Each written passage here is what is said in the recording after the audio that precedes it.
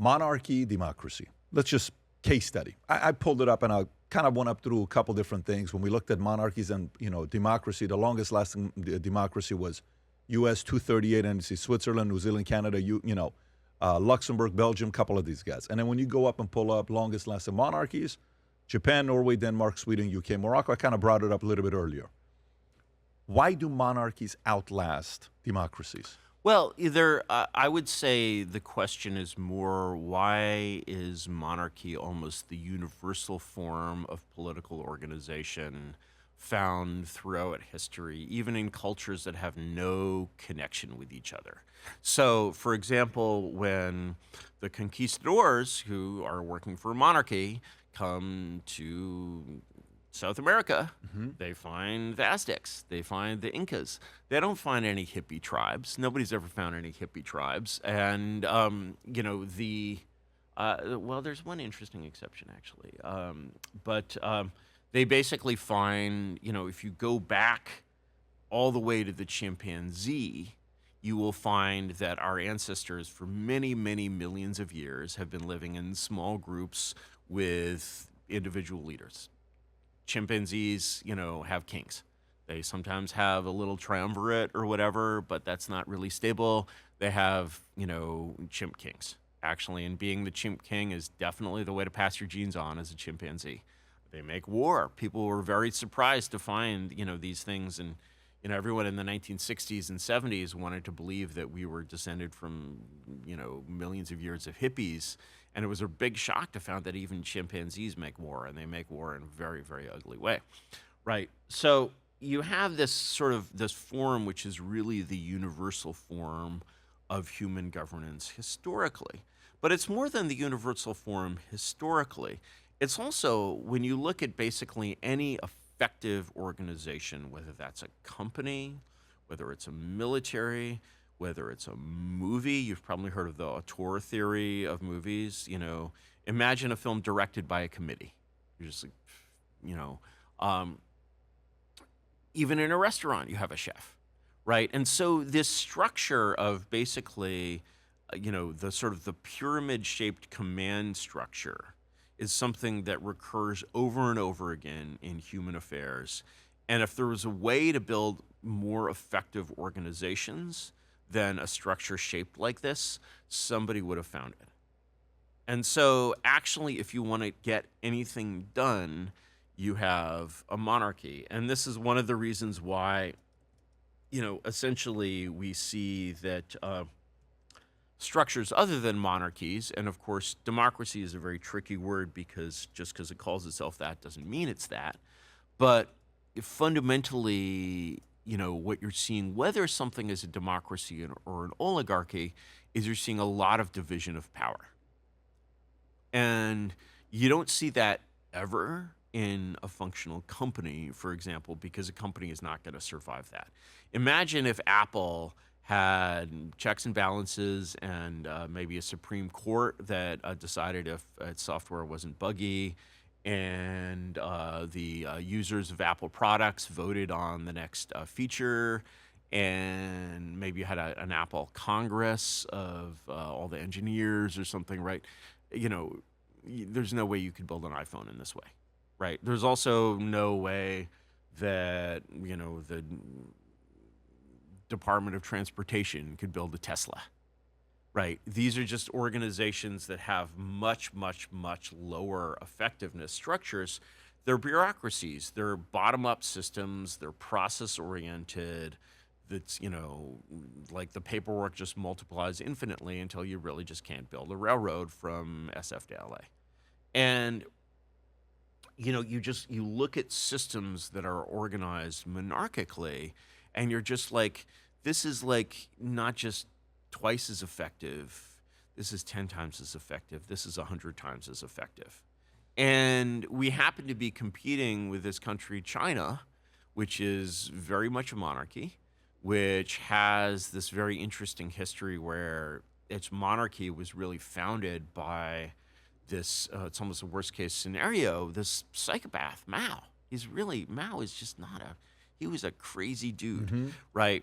And one of the things that Mao did coming out of this revolutionary communist, world that he was in, he did the same thing that Stalin did, which is that he killed everyone in the party who threatened him.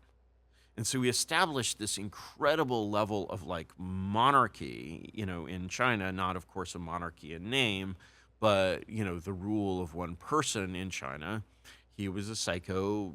Millions of people, maybe tens of millions of people died. And then Mao dies. Mao dies, and there's a struggle for power. And he's created this incredible monarchy. And this monarchy is taken over by Deng Xiaoping. And Deng Xiaoping is actually capable. Is actually all of the leaders of China since Mao were persecuted in the Cultural Revolution. Xi Jinping had a horrible experience. Like his sister was killed. Right, and so all of these guys, they're competent guys.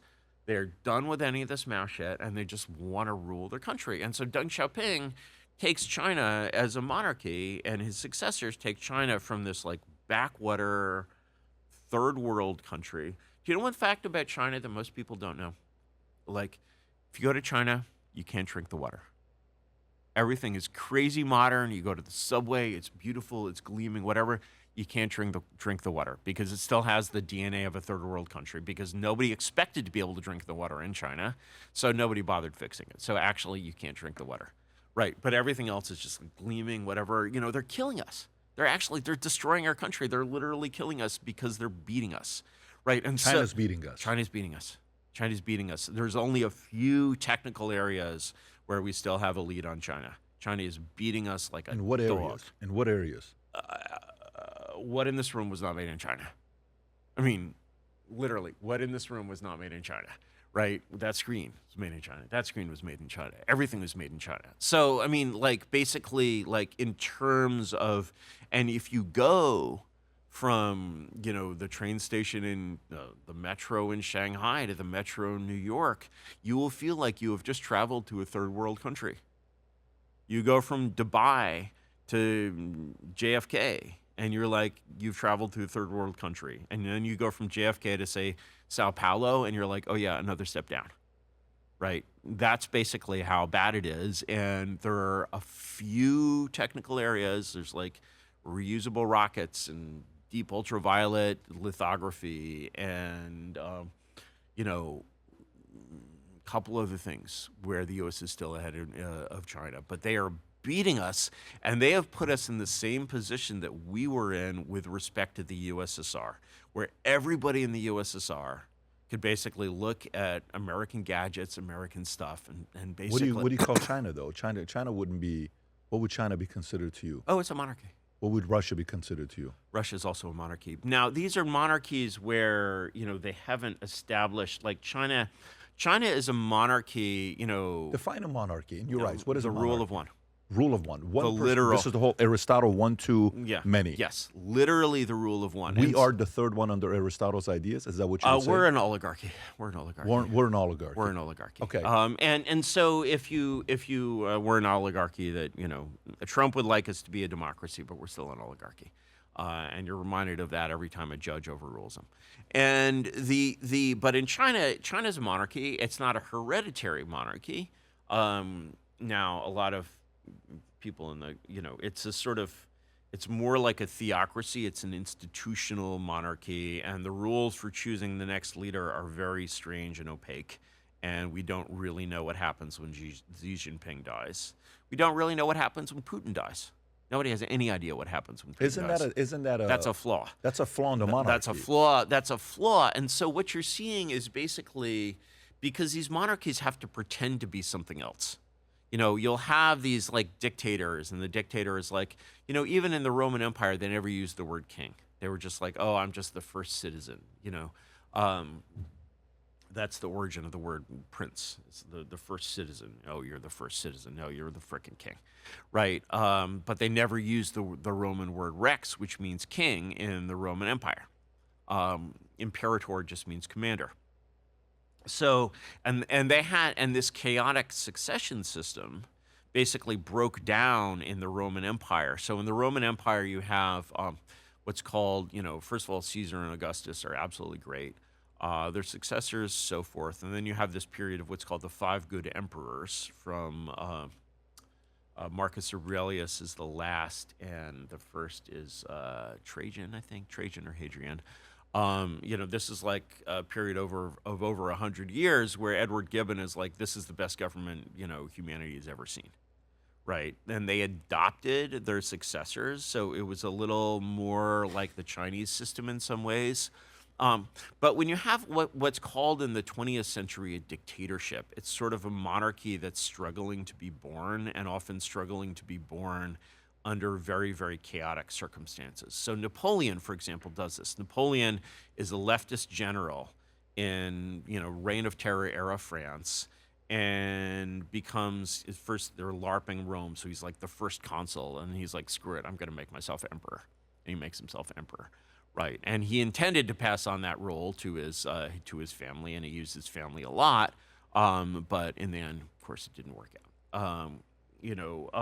Hitler is kind of a shit-tier Napoleon in some ways, and he never had a family. Hitler was probably gay, I think. Hitler's probably gay? Hitler's probably gay. So, look, same thing about Obama. If you see a guy who is a highly charismatic world leader, and he is not surrounded by flocks of women at all times, what would you guess? Right? About the Obama gay thing, I assume. Oh yeah. Oh yeah. Oh yeah. Oh yeah. Absolutely. Yeah. Ever seen a video of Hitler doing a Hitler salute? He's like, your gaydar goes off. You're looking at Hitler and you're like, that's Hitler. And like, if you have any kind of gaydar at all and you're watching Hitler, you're like, that is a gay man. Wow, you're saying Hitler is gay. Well, yeah, but if you see the videos, there's a thesis, there's a very well written book by a German historian called The Hidden Hitler that makes this point like really, really strongly. Like he's hanging out in the men's hostel in Vienna, which was that one, which is a gay prostitution site. I don't think he wanted to be gay. He wasn't like a believer in like gay ideology. He got recruited. What? He got recruited. I don't know how he became gay, but I think he really wanted Eva Braun to really be his wife, but he was basically attracted to men. As to what's going on with If you Barack would have Obama, said today, you're going to tell me gay and Hitler and Obama are both gay. Yeah, I think so. Both of them. That would be an interesting. Okay, I think so, but that's they obviously are very different in many other ways. Going back to the question, monarchy, democracy, monarchy, oligarchy, democracy. Yes, and the thing is that everyone basically looks, and this is I think the crucial point here, for Americans, because they basically look at this oligarchy, which is pretending to be a democracy, and they're like, this is just a lie. And they can tell that this is a lie. They can say, hey, this is this other thing that's pretending to be this thing. Basically the way the deep state works is the deep state, is the administrative state, the executive, branch nominally, but the so-called executive branch is actually run by Congress. It is run by the legislative branch. The legislative branch controls its budget down to very small micro-budgeting levels. It controls its policy, and most of all, it controls its personnel. As you know, you can't fire these people. Imagine being the CEO, but you can't fire these people. Imagine you're the CEO of this podcast, but you can't fire the people who work for you. What? Right? That makes no sense. Right? It's not actually an executive branch. We actually don't have an executive branch. We have a legislative branch. And moreover, the thing about this legislative branch is that it's controlled by Congress. Now, Congress ostensibly is democratically elected. We do have these elections. Almost nobody cares about congressional elections. The popularity rating of Congress, I think it might be over 30% now. This is very unusual. Can you hit 27? I don't know what it is now, but I know when as low as 27. Oh no, it's been as low as Congress. It's been as low as 12. It gets as. Oh, you got to be kidding me! Oh yeah. What's the popularity of Congress right now, Rob? I could be up in the 30s. That's very high. Really? That's I thought it was 27, but maybe it is 30s today. Approval rating of Congress. What is it? 14. Gallup? Oh, it's up to 17. Wow. So wow. This is and this is the organ. So what was the highest? Go to the highest point. Popularity. 2000 as to 2000. That's on the 9/11 moment. 84. Yeah, Wow. yeah. That's a weird. Hi there. I'm Curtis Yarvin, aka Mencius Moldbug, and I've created a profile on this fascinating site, Monarchy, which allows anyone to put in a few dimes and ask me about anything, and I'll take questions on anything that isn't personal. I have many opinions on history, politics, science, economics, and all kinds of interesting things. And if you have a good and interesting question, why not ask it? I might well answer it. Thank you very much.